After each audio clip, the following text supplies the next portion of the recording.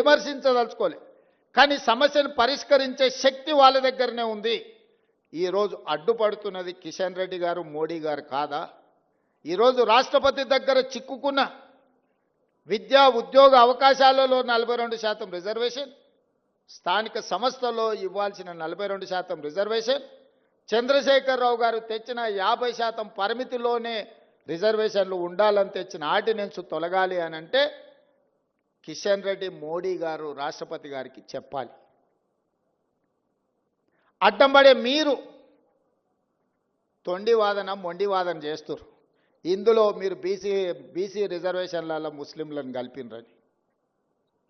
చదువుకున్న వాళ్ళు, కేంద్ర మంత్రులుగా పనిచేస్తున్న వాళ్ళు, ఈ దేశంలో రాజ్యాంగంలోనే ప్రొవిజన్ లేదు, మత ప్రాతిపదికన రిజర్వేషన్లకు తావు లేదు.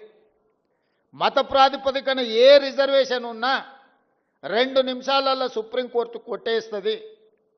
మేము పంపించిన బిల్లుల్లో కానీ, మేము పంపించిన ఆర్డినెన్స్లో కానీ ఎక్కడైనా మత ప్రాతిపదికన 1% 0.1% రిజర్వేషన్ అయినా ఉందా మీరు చూపించండి అని చెప్పి బీజేపీ, బీఆర్ఎస్ నాయకులను నేను అడుగుతున్నా. ఎందుకు అబద్ధాలతోనే బలహీన వర్గాలను అడ్డుకుంటున్నారు, బహుజనులకు అన్యాయం చేస్తున్నారని నేను వేదిక మీద నుంచి అడగదలుచుకున్నా. చట్టంలో ఎక్కడా లేదు. నిజంగానే ఒకవేళ ముస్లిం రిజర్వేషన్లను తీయాలన్న ఆలోచన మీకు ఉంటే, మీ సిద్ధాంతమే అదైతే, నాగ్పూర్లో ఆర్ఎస్ఎస్ కేంద్ర కార్యాలయం ఉంటుంది.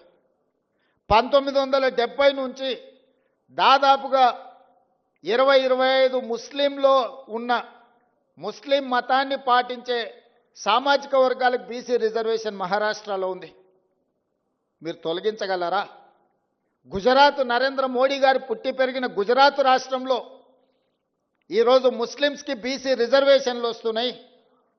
నరేంద్ర మోడీ గారు గుజరాత్లో తొలగించగలరా? ఈరోజు ఉత్తరప్రదేశ్లో బీసీ రిజర్వేషన్లలో ముస్లింలకు సంబంధించిన రిజర్వేషన్లు ఉన్నాయి.